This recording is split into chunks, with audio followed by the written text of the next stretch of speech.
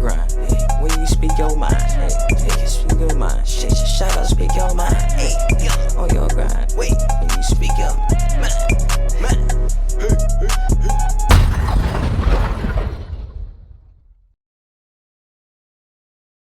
You already know what time it is. You are tuned into Speak Your Mind 2.0 SYM Networks. Speak Your Mind. Aye. We back. What's going down? Speak Your Mind 2.0. It's your boy Seth. It's your boy Ty. What's going on, Ty? Not much, man. Just a lot happened over the weekend. But for me personally, I just chilled. Legs was beat. Tired as hell. Last weekend, I ain't gonna hold you. I feel it. How about you? Shit. Weekend was pretty good. Went to Putin Siesta Bay. Key. Not that. I'm trying to go to Siesta Key. I'm trying to visit there one day though. But went up to Putin Bay. I'll say it like this: white folks know how to drink, yo. They're white. What you expect? I mean, yeah, but still, it was wild though. Literally, we went to this winery, right? Or this wine tasting area, and they had like a concert. Who got lit off of that? That's my thing.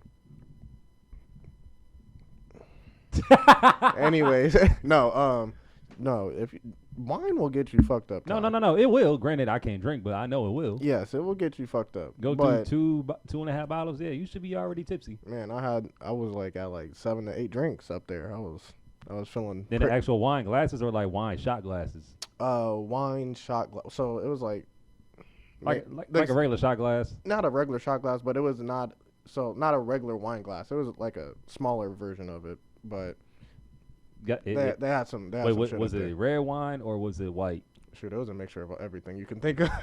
Lord they Jesus. even had some chocolate wine. I'm sorry, that's too much. No, Ty, I'm telling you, that shit was that shit is dangerous. That is. It sound dangerous. It's good. That shit was like chocolate milk, yo. That shit was good. But then you add the alcohol in it. It's like, oh, wait, hold on. Was that the surpriser in it? Yeah, that was a surprise. That had me like, oh shit. Let me chill out. But no, we went to this wine tasting, right? And they had like a little concert outside, and it was like this little band or whatever.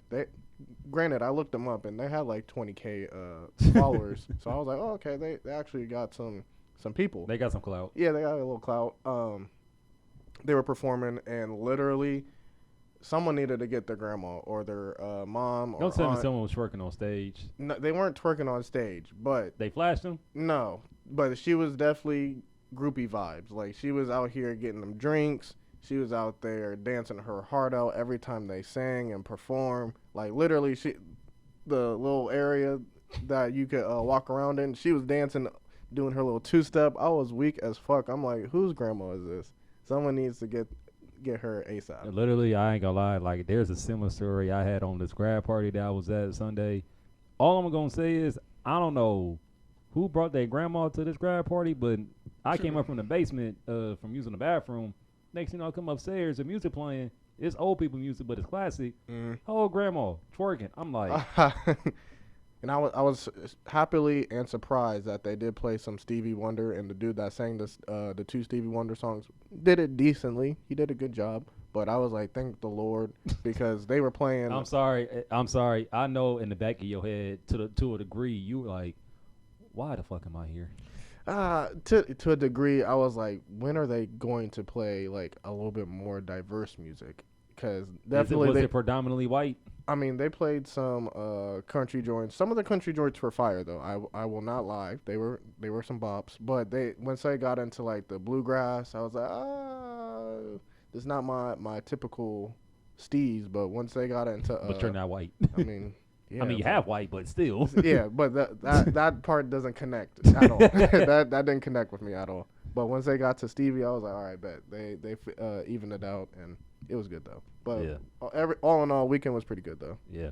All right, so now with the weekend being out the way, you already know what we're here for. Let's go get to these topics. So recently, by now, I'm pretty sure you guys heard when what happened in the NBA. We lost not just an icon, but like just a person that the NBA needed in this particular era when he played. And let me give him a round of applause first, because everything that he has done. Let that applause sit for a minute. I got you.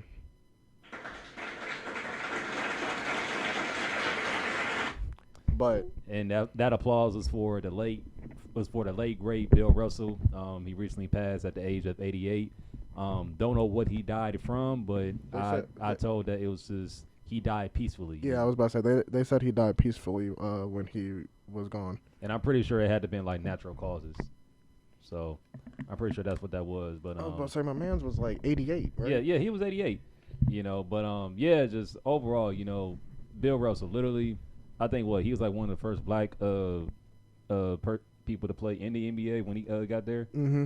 It's crazy to me because it's like, again, like when we did our Prims video, everybody go run that up too. When you said it hit you when it was like 21 years since that movie came out. Yeah. Bro, it's like when these type of people like pass away, it's like, damn, we're getting old, yo. It's like Bill Russell has been around literally forever. 1932. He's seen it all. Literally. It all. Probably lived one of the most greatest lives that we probably will find out later down the line.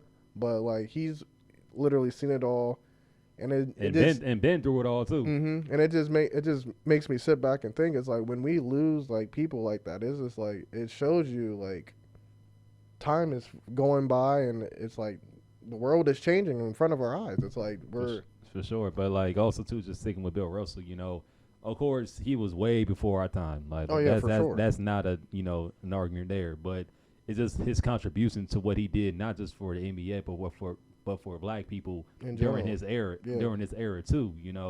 Like you said, playing in Boston, as crazy as they are back then, and even still now, the fact that he was able to not only win there, but won 11 championships with them, and also too standing up for the Civil Rights Act. Back in the '60s with the Muhammad Ali, Malcolm X, Kareem Abdul-Jabbar. Like, he's done it all. But I will say this though too.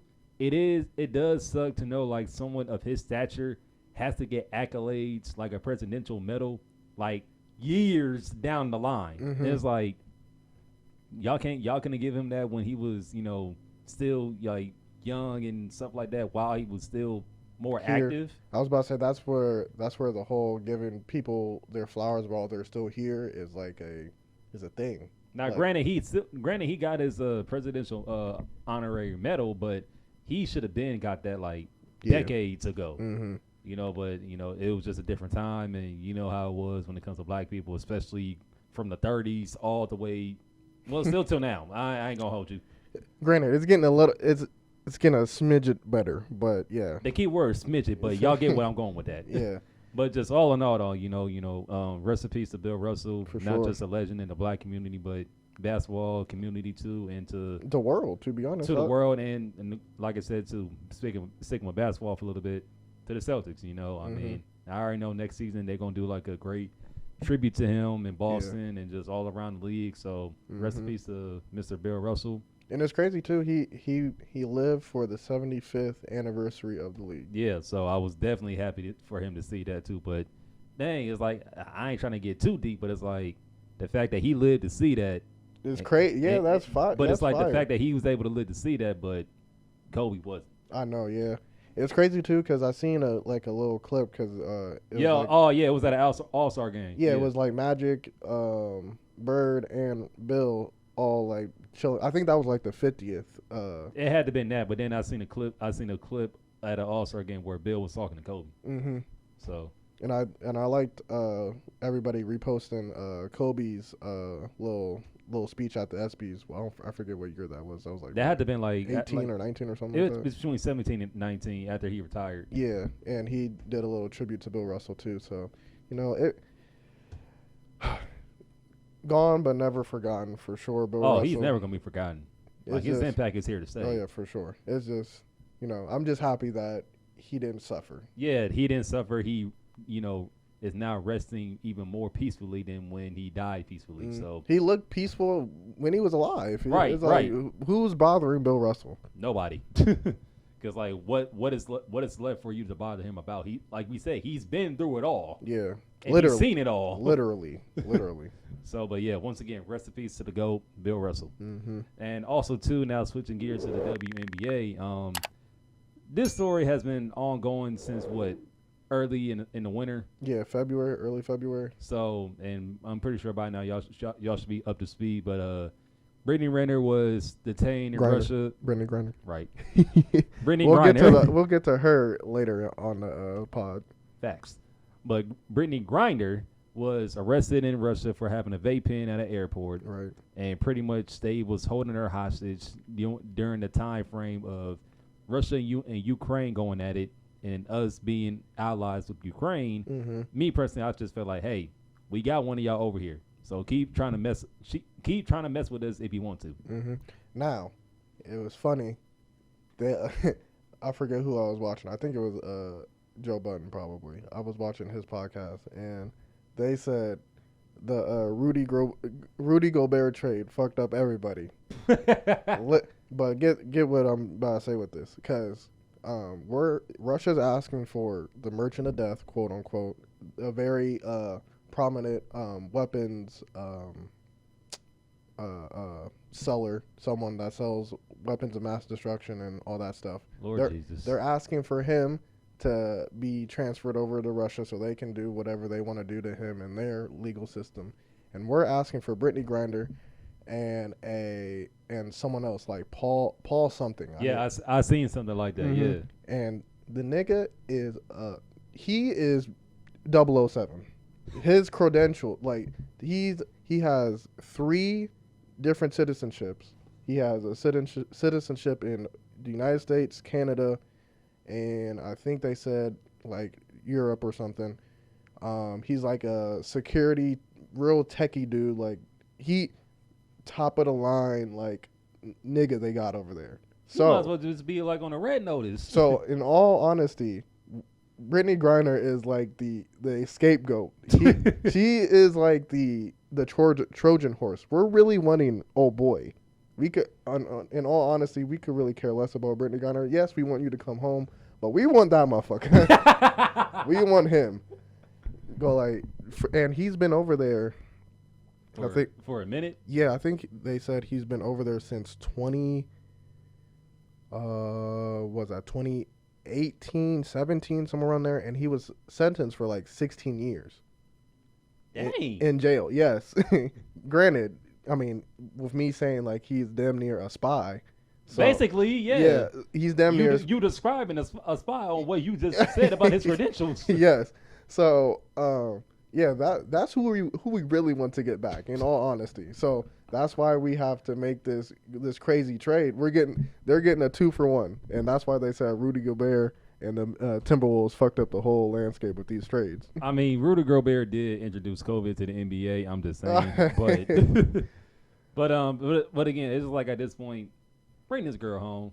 They're talking like it's going to happen. It should have been happened, but y'all just want to be stingy and be like, nah, we gonna keep prolonging this just how long we feel like it. I'm like, come on, man, like really? She's ready to come home, but like I said, they're really trying to finalize how they're gonna get old boy out of there because they really want him. They really want him.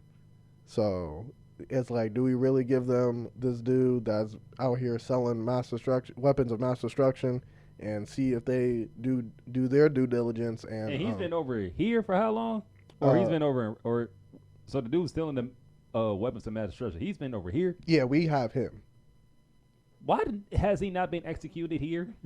I don't think we're trying to execute people at the moment right now, but I don't know. Like you know how like different countries, like all right, how we were trying to get Osama for a long ass time, and granted we probably knew where he was all along, but most definitely. But how we were trying to get him for a very long time, and then once we got him, it made this big spectacle and be like, hey, we're the best country and all that stuff, right? No. Go with me, Ty. Go with me. Go with me. But yeah, that's how they're seeing him, like the dude that sells the weapons of mass destruction. Like, we want to be like the top government and be like, oh, we can get X, Y, and Z. Our government, our police. I don't want to say academies, but our security infrastructure. Yeah, security infrastructure is the best out of everybody in the world. So we don't want to give up a prize, quote unquote, enemy, or just someone that is not very good to the face of the earth. Not good to society. Yeah, there we go. Not good to society. That's a true definition of a menace to society, honestly. Yeah. We don't want to give him back to Russia because we don't know what the fuck they're going to do with him. They just waiting. That's what I'm scared of. They just waiting. So it's like, I see like the drawback of like not firing off and making that trade, but it's still, at the end of the day, I feel like that's what's going to happen. We're going to eventually make that trade. They're going to give us Brittney Grinder and Oh Boy, and then we're going to give them the Merchant of Destruction, or Merchant of Mass Destruction. Merchant of Doom is what y'all going to call him now. Whatever the fuck. Just know he out here making millions and millions of dollars, selling everybody weapons and making profit on all these wars. So yeah, that's who we're talking about. So all in all, Brittney Grinder, just come home. Yeah, I feel like we're gonna see her. I mean, when she does come home, though, Good Morning America, ESPN, God, that was loud. I know that was a little loud. All the talk shows are gonna want to interview with her. Yes, and it's gonna be 60 Minutes. Oh my God, I'm trying to prepare myself for all the promotion that's going to happen. Promotion, all the reposts on social media. Lord have mercy. It's about to be a media frenzy when she gets back to the States. Yeah, for sure. But we hope she has safe travels. I hope we get her back. And we hope that you learned your lesson.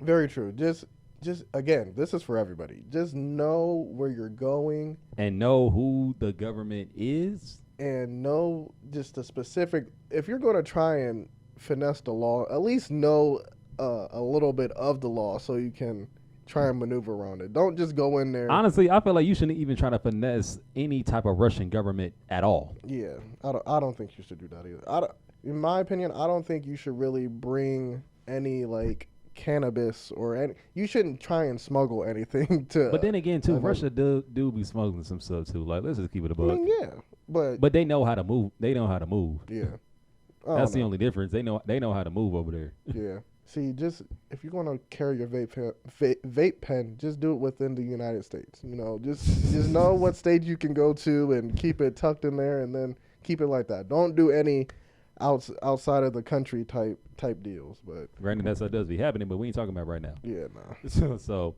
now switching over to college football. A few weeks ago, Big Ten Media Day happened in what was it? I think Chicago or Indiana. It was in Indiana. Yeah, I'm sorry. Yep, Indianapolis. And and like I said, with me being an Ohio State fan, me and Seth being a Michigan fan, of course, we had our opinions on what Ryan Day and Jim Harbaugh both said about what their expectations are of this season, and pretty much what I gather from both is pretty much the same. They ready. Win the Big Ten, beat your rivals, and go to the championship. Basically. I was about to say, also, the countdown is here. I believe we're at, almost a month away. 27 days. Almost a month away. Starting tomorrow, we'll be officially a month away for college football. Now, granted, I mean,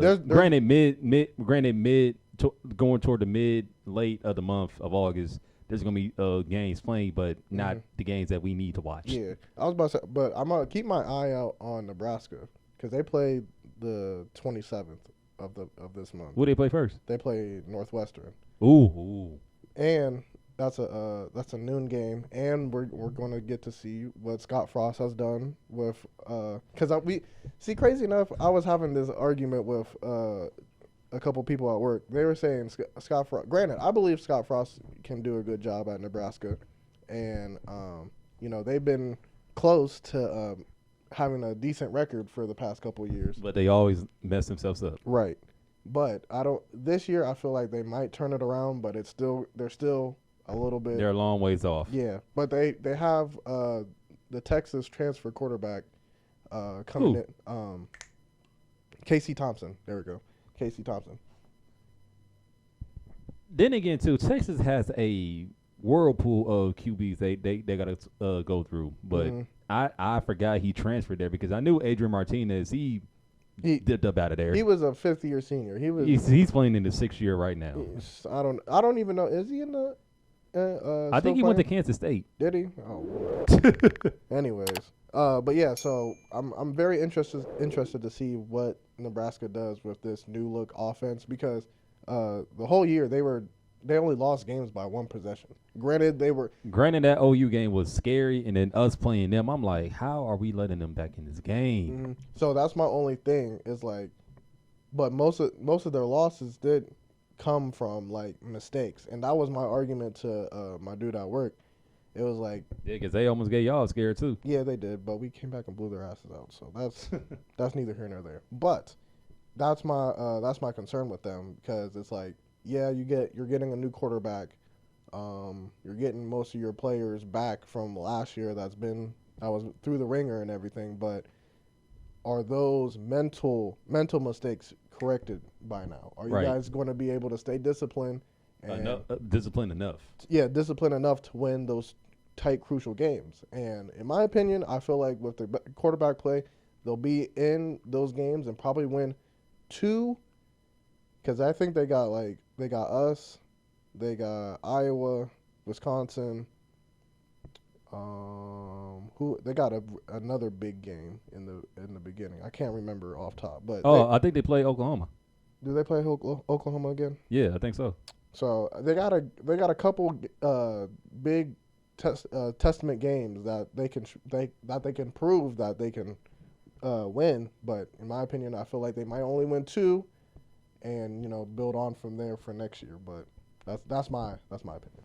Yeah, but just touching bases on what Ryan Day and Jim Harbaugh said at Big Ten Media Day. Mm-hmm. Now, speaking of Ryan Day, pretty much I kind of expected him to say, I kind of knew what he was going to say just as far as expectations for Ohio State because, like I said, granted we lost to Michigan last year, but I think that's what we needed. That's what we needed because it was a young team. They never really experienced a loss from Michigan because they came in with, the mindset of, granted it's our rival, but in the back of the heads, they like, we beat them every year. So now granted, that's not what they took into the game, but at the end of the day, it's like we kind of do need a loss every now and then from them just to get us like, okay, we got to really zone in on like, just, mindset wise, physically wise, all that stuff. And I feel like what I've been seeing in this all season, I feel like they have, and like I said, Ryan Day did exactly what he did when he first became the head coach. He wiped out the entire defensive staff, got a new staff in, and now it's just all about, okay, we're talking all this talk. The players are saying good things about the new system. Now can we just implement this on the field? Now, granted, it's going to be a tough task to do because we have a top-tier game fresh out the gate. And against Notre Dame. And even with them, it's a whole new squad over there, too, coaching staff-wise, with Marcus Freeman, James Laurinaitis, and what's his name? Al Washington. Okay, yeah. They got Al Washington over there? Sadly, yes. Wow. I didn't know He's a D-line coach over there. Okay. I'm like, you went from linebacking coach to D-line coach? But I'm like, well, hey, okay. Hey, you got to make sure you get that money somehow. Right. But just my expectations of Ohio State, offensively, watch out. I'm just gonna say that. Watch out, with C.J. Stroud, Travion Henderson, Mayan Williamson, and even Evan Pryor at running back. O-line, which I predicted the starters a long time ago, and I feel like it's gonna be the same starters come against September 3rd, with Paris Johnson back at his natural position at left tackle. Left guard, I want to say, will be Donovan Jackson. Center, Luke Whippler. Right guard, it will be Matt Jones, or you can flip Donovan Jackson or Matt Jones. It don't matter, but we now have true guards playing their actual guard position. And then you have DeJuan Jones, who I've heard great things about him with him, losing a little bit of weight and just overall improving on his footwork. Mm-hmm. And then we got some key backup O-linemen that were hurt last year, and they're back fully healthy. So, and don't even get me started on the wide receiver core. That's enough said. My thing is, if Jackson Smith and Jigba does not win the Biletnikoff Award, somebody tweaking. I'm sorry. Like, somebody has to be smoking something because what he did. It just depends on how much yardage he gets, because there could be a wide receiver that matches his yards. Honestly, I don't know who it is, but if I had to bank on anyone to even get close to him, I'm gonna say Marvin Harrison. I feel like he's gonna be that dude. But even still, not just those two names I just said alone, but you got Emeka Ibuka, you got Julian Fleming finally at 100%, quote unquote. No, he's actually 100% now. So. I give him like 3. Now granted, we have to see that. I give him 3 games and he's gonna be burnt out. I promise. I just got that feeling. We'll see. But also too, I think what a lot of people really want to see play is Cameron Babb, because it's like he's like Johnny Dixon times 2, because when Johnny Dixon came to Ohio State, straight up leg problems out the gate, like ACL at the ACL. Same name with Cameron Babb. Bro, 2 of his ACLs, like, the following season, it's just like, golly, I was about to say, they did a story on him on the news, didn't he? Yeah. Or didn't they? Yeah. And I just got a feeling he's going to wear the number 0 jersey this year. I just got a gut feeling. So I would not be shocked about that. And tight end wise, Kay Stover's back at tight end. Speaking of tight end, did you see that you guys got a I'm about to get to that in a hot second. Just let me wrap this up with the prediction overall on Ohio State. Tight end, Kay Stover. They're saying Joe Royer is going to get some PT time. And also, too, my thing is they got to use G. Scott as a Swiss Army knife at tight end and wide receiver. He's the perfect built size for it. 6'3". You know, he's a great technician at running routes. He can line up as a tight end, but also, too, you can line him up in a slot as a wide receiver. So I will use his dynamic ability to, confuse the defensive coordinator as well, too. And with Brian Hartline being promoted to passing coordinator, I feel like he's going to incorporate the tight ends as long as with the wide receiver. So watch out for that. Now, defensive-wise, I mean, the only position group that I'm not too worried about is the secondary, because you have Cameron Brown coming back for his final season. You have Denzel Burke coming off his phenomenal freshman season. And then you have guys that, were highly ranked coming out of 2020 or 2021. I can't remember, but it's 2021 with Jordan Hancock and Ja'Kalen Johnson finally going to get some reps and playing wise too. And then the safeties, I think, is the most veteran group that we ever had, with Josh Proctor coming back, finally being fully healthy. Ronnie Hickman coming back. And then also, too, Tanner McAllister, who transferred from Oklahoma State with Jim Knowles. So not only do we have those 3, but we have a guy that is now the voice of the secondary, because he knows the system and he knows where to put everyone in the right position to make the play. Okay.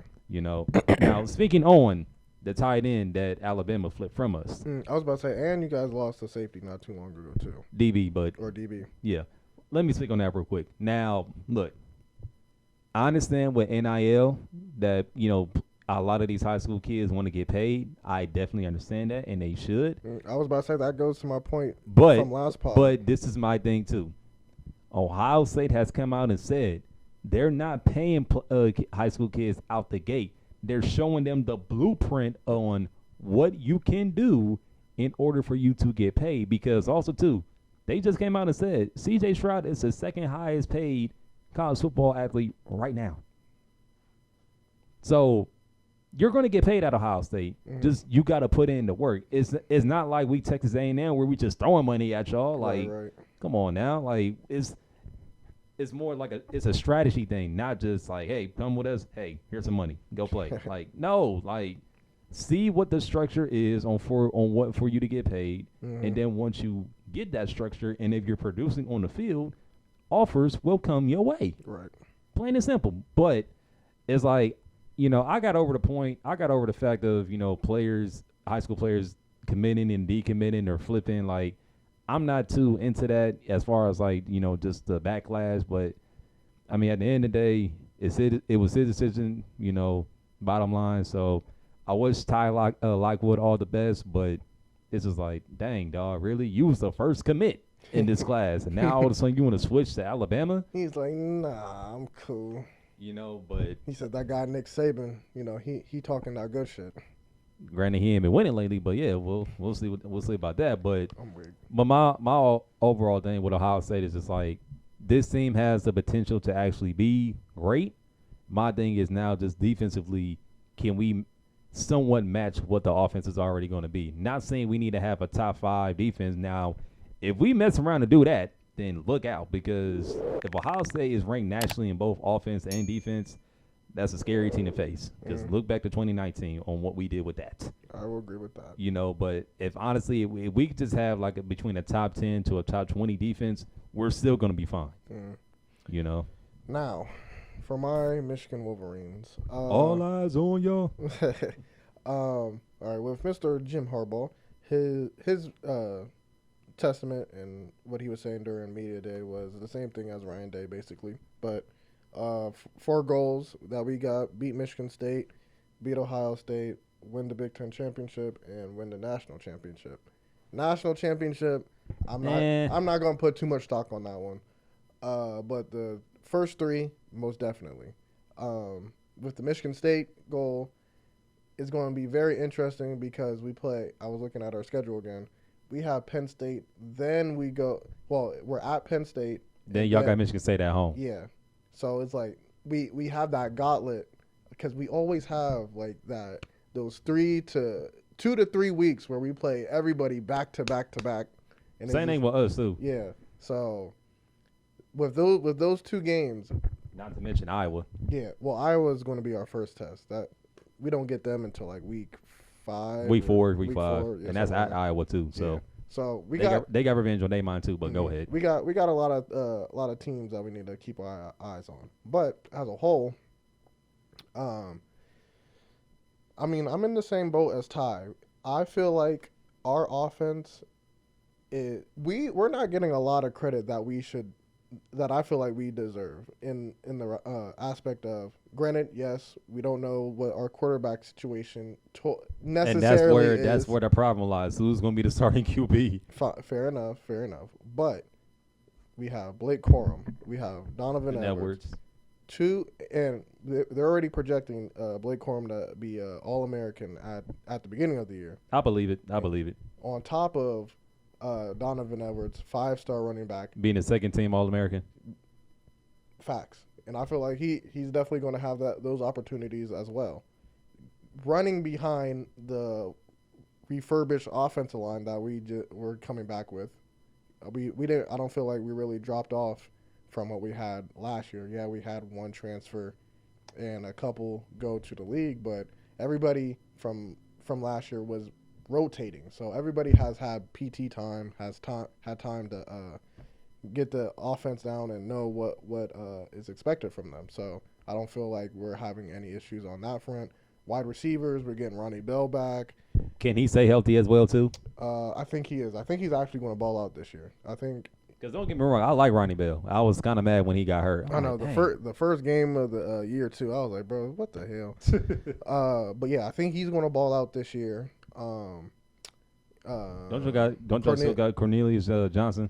Still putting an APB out for that nigga. I swear. But I feel like he's going to step up. And then, but I think y'all best threat offensive wise, as far as like wide receiver tight end, is going to be Eric All. Yeah. I like our second string tight end as well. I forget his name at this point in time, but in my opinion, all skill positions have the experience and what we need to compete and win games. It's just the quarterback position. I'll say it like this: y'all don't need to rotate. I'm sorry. Granted, that worked last year because it threw people off, but now people are going to scheme for that. Mm-hmm. I feel like honestly, I feel like Cade's going to get the start. Sadly, yes. Yeah, he's going to get the start. The first maybe like two games, but I'm telling you, if JJ comes out there when he gets his number called and he starts firing off the ball like he did, I swear he's starting. He's starting. There's no question about that. If he comes out and does what he needs to do, he's going to be the starter by the end of the year. Or the fans going to start yelling for JJ to start. Oh yeah, for sure. But my only concern, is the defensive side. Granted, I feel like we have pieces around, but not that standout player or standout players. I won't say that because not Junior Colson. Man, what is my man's name? You just said it. I know I said it like 5 times already, but it's that linebacker yes, you were talking about. Our linebacker. I'm going to think of his name in a minute, but our linebacker core is pretty decent. DBs, this is the first year I actually have a little bit more faith than I've had. And I feel like Will Johnson's going to start. I just have a feeling he's going to start. No, yeah, he's definitely going to start. Because Harbaugh loves to play freshmen early, and it's like, No, I feel like he's going to start. The only thing that is going to deter me this year is our defensive line. Granted, I don't know what our edge rushers are going to look like. It's mostly going to be the interior. The interior that's going to be pulling most of the weight, but I don't know. That's just my main thing with them. Is just can we get pressure from the ends? Can our DBs stay disciplined, which I feel like they will after going through last year and going through all the extra games and everything, and who is going to start? That's just my main thing. And so to wrap it up, this overall prediction on both teams' records and teams to watch out for before we play y'all. Before we play each other, let me rephrase that.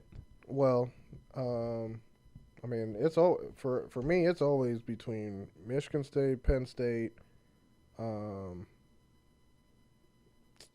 don't have Wisconsin this year, do y'all? No, we don't got Wisconsin. If we did have them, they would be up there too. I guess let me say it like this: our main games that I'm looking for are Iowa, Penn State, Michigan State, and Nebraska. And the crazy thing is, we got Nebraska right before y'all. Ooh, so, y'all have them at home though. Yes. So that kind of takes some pressure off of y'all. Yes, I'm not. That's what I'm saying. I'm not too worried about that. But like I was saying with Scott Frost and how they've been trending forward, that is going to be a very hard game, right before y'all. So, yeah, those are my main games that I'm worried about. And just projection wise record. Just be realistic. I mean, honestly, we all know we want to go undefeated, but of course, I mean we probably weren't going to drop one game. I mean, it's out of one of those games.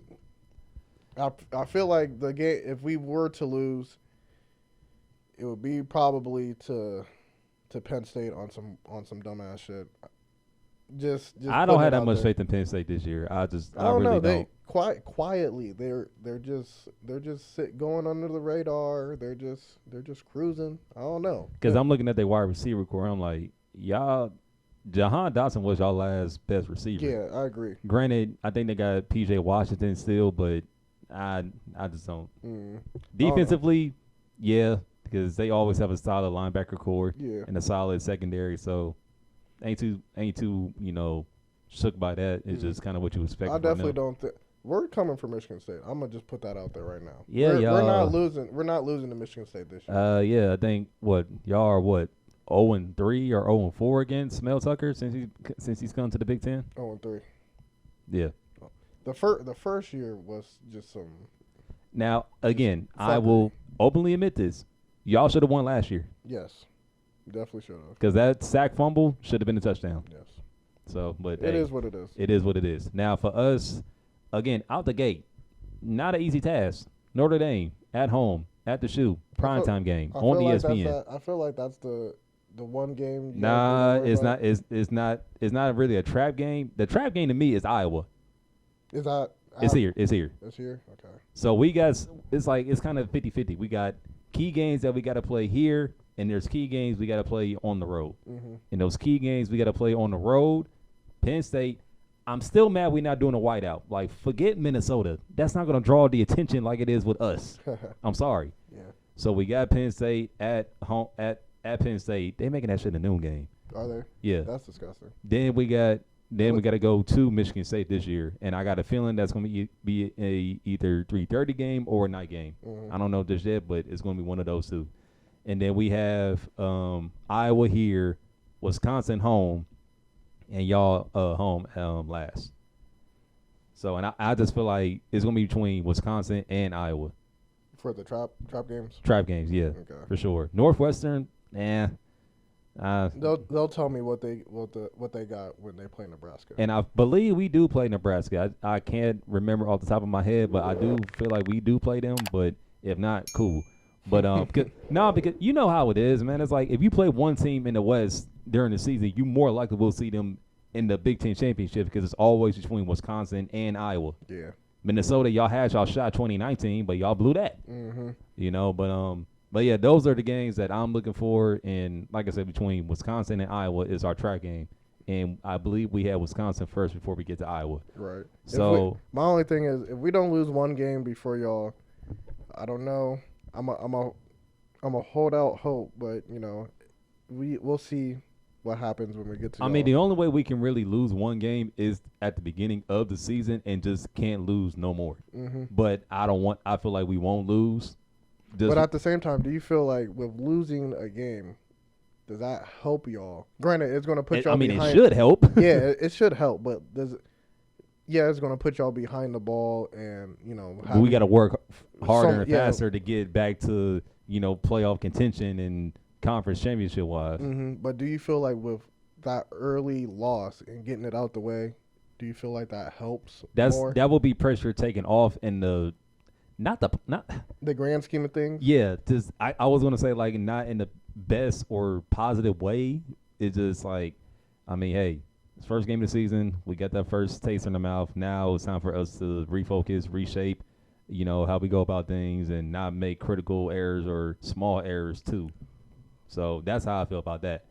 But just overall how I see us going, same as y'all, 11-1. But again, it will be great to be undefeated going into the last game of the season for both teams. But yeah. I mean, but this ain't 06.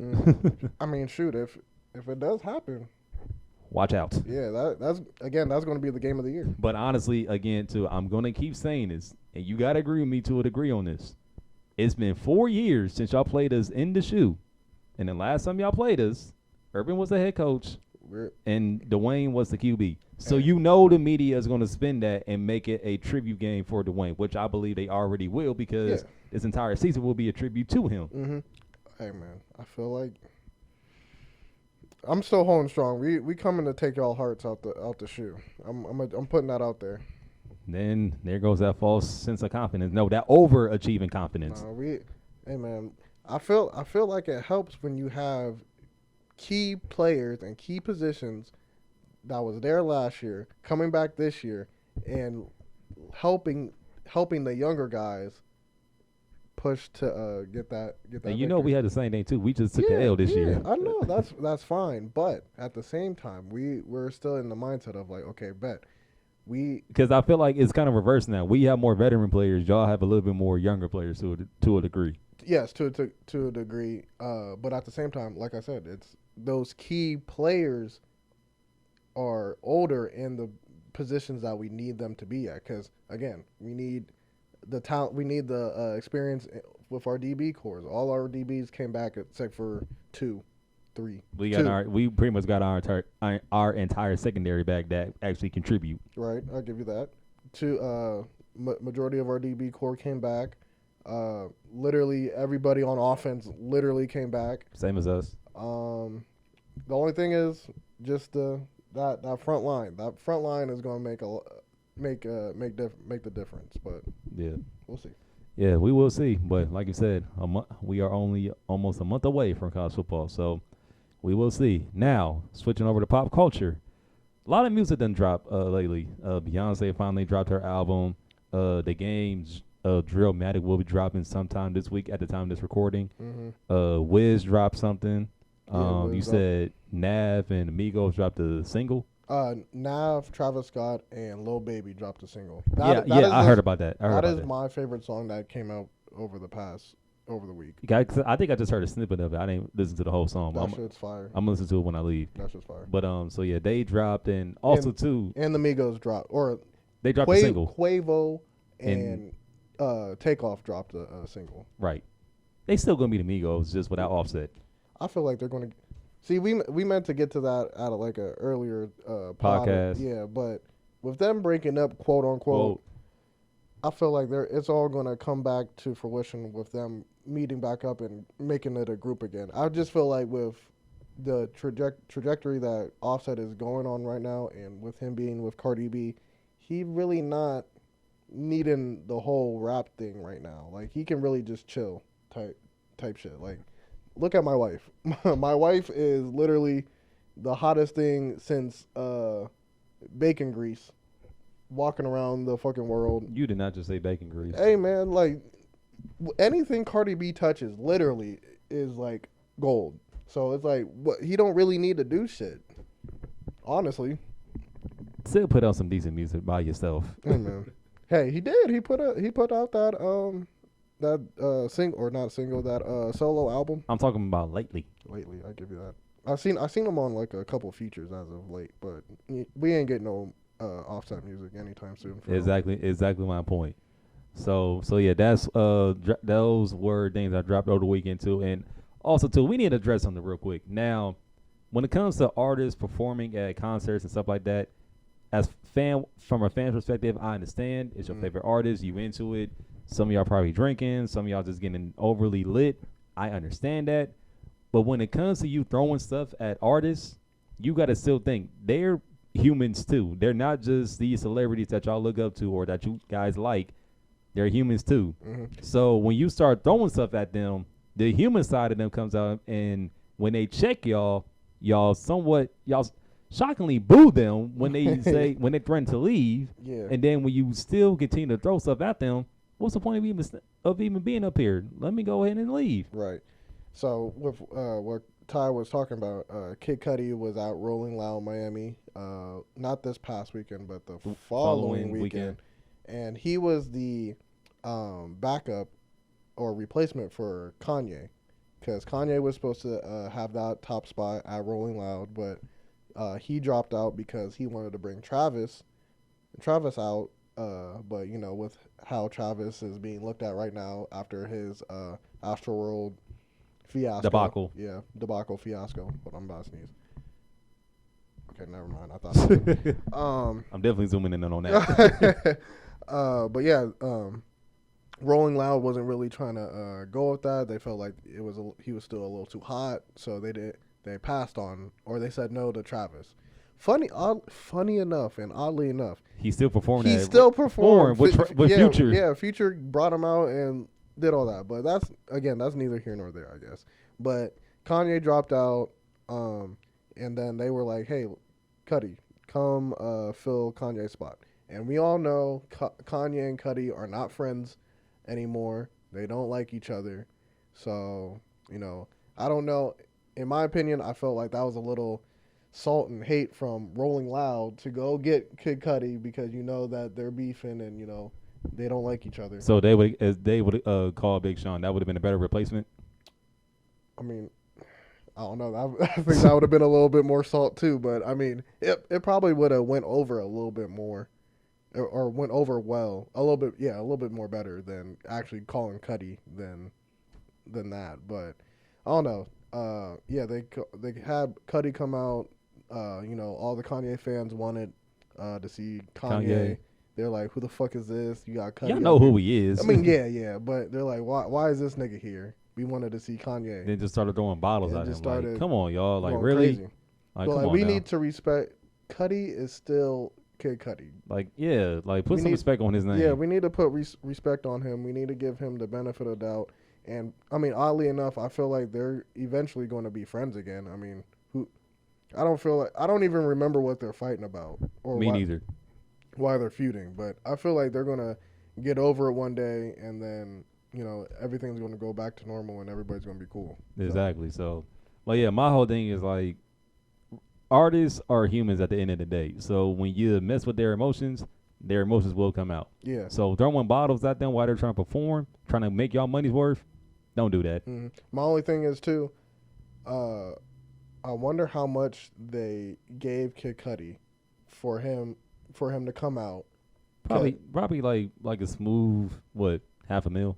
Maybe, because at the same time, you gotta think, Kanye was the quote unquote headliner. So did they give him what Kanye? No, I would. Because I don't know. That's the thing though. Because if you are replacing the headliner and you're getting headliner money, you have to sit out there and take all that shit. Honestly, because is that the artist's fault or is that the Rolling Loud's people's fault?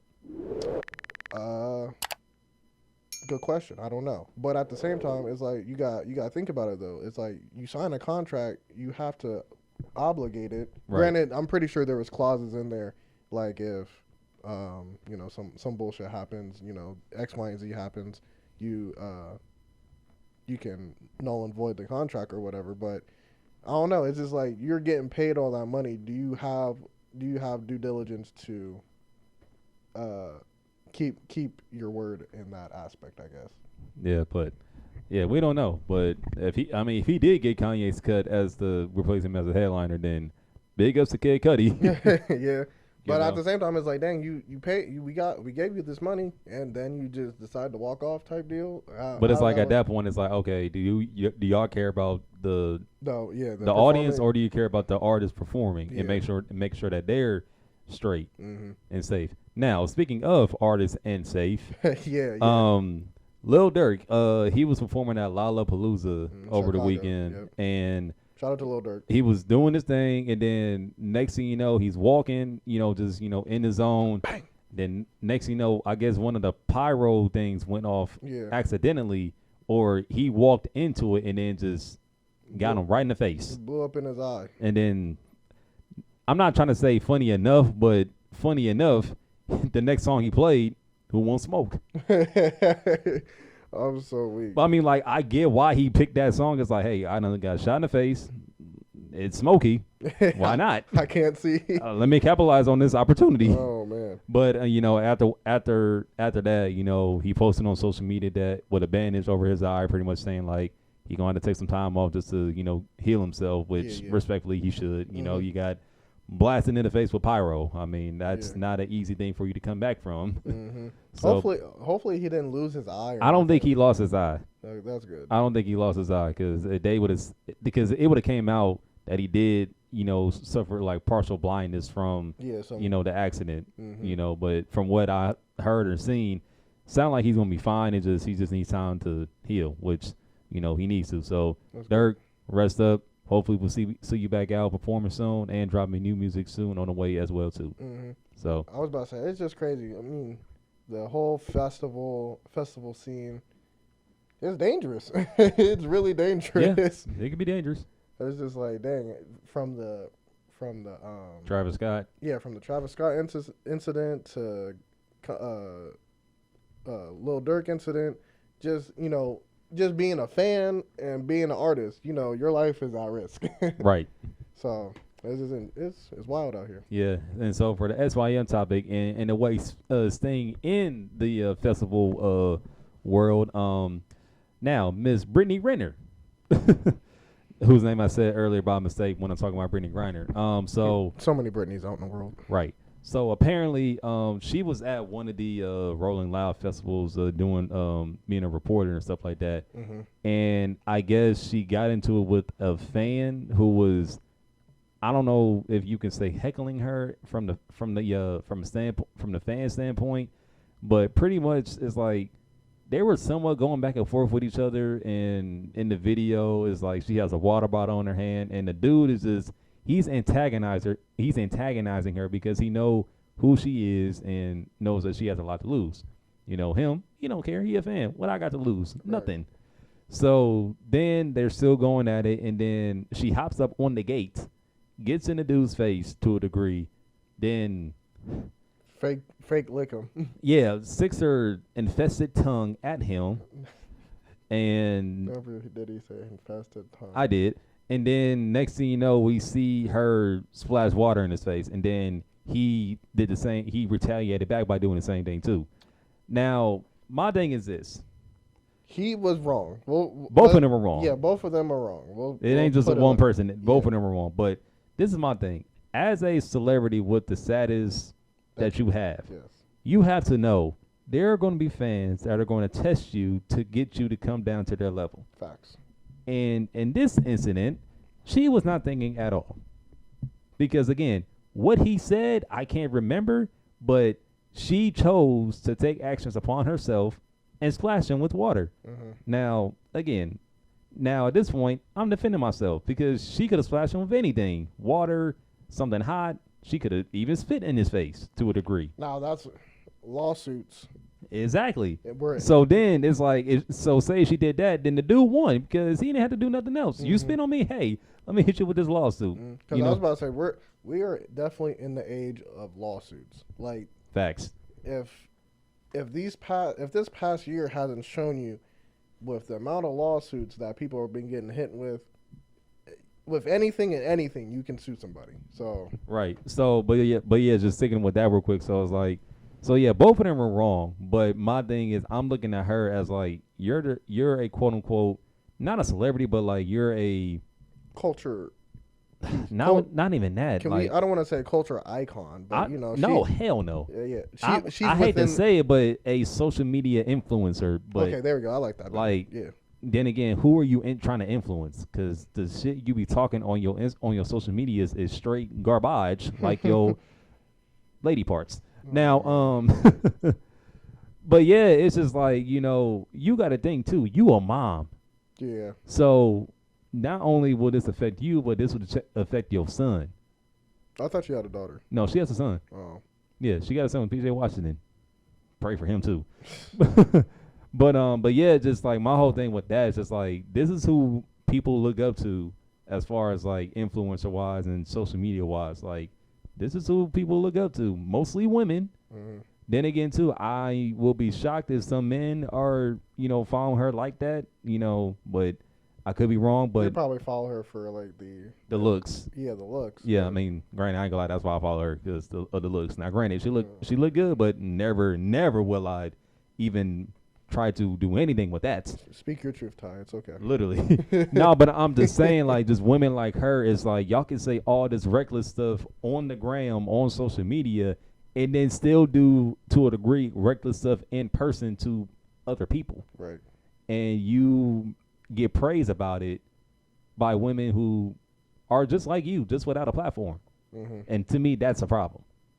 Yeah, I agree. I mean, it's perception. It's like you have to do your due diligence, and you have to know like the stature that you have in the world. Like, again, like Ty was just saying, she has a voice. She has millions of people looking at her and trying to quote unquote be like her.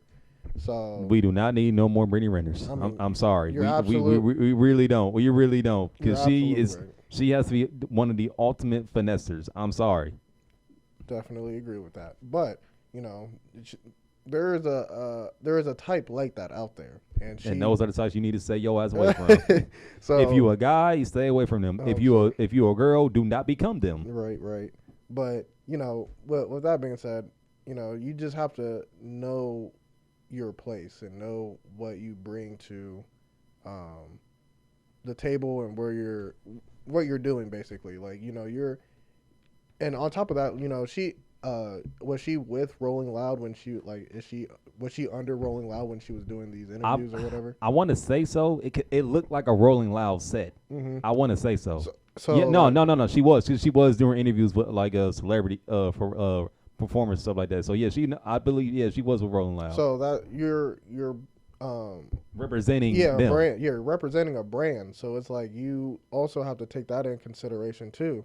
My man over here about to die in a NASCAR, but neither here nor there. But yeah, you're representing a brand, so you have to take the time to understand like your situation and what's going on, because immediately if you do something, that's going to fall directly back on the company that you're partnering with. Every action, there's a reaction. Yeah. So again, like I said, we're in the age of the lawsuit. We're seeing it with Deshaun Watson. We're seeing it with Elon Musk. We're seeing it with Is anybody big? Who was it? Geico. Remember that Geico lawsuit? The lady. No, what was it? The lady caught like an STD or some shit. Bruh, that was the stupidest lawsuit ever, and she still won. And she won, and she got bread off of that. So it's just like, anything you do out here could be a lawsuit waiting to happen. So it's just you just got to know your environment, your situation, and be reserved in how you let your emotions out. But that's about it. That's all I got. That's all I got too. Now, at the same time too, make sure y'all like, share, comment, subscribe. You know, we got more videos on the way, and since we kind of did like a back-to-back podcast upload, we might gonna hit y'all back with a back-to-back, reaction videos on the way too. So just stay tuned with those. Yeah, like he said, like, comment, share, subscribe. Check out all the latest videos that we got. I'm pretty sure I'm gonna throw all those little clips at the top of here. So, click those. Make sure you run those numbers up. Make sure you run the numbers up on the pods as well. We almost had 320 subscribers as well too. We had 317. Facts. Podcast on Spotify, Apple, SoundCloud, Anchor, YouTube, which you're watching us on now. Patreon. That's about it, yeah. All that comment, good share, shit. subscribe. All that good shit. It's your boy, Seth. It's your boy, Ty. Speak Your Mind 2.0 SYM Network. Speak your mind. We gone. Speaking your mind, that's what I be talking about. I'm speaking my mind, my.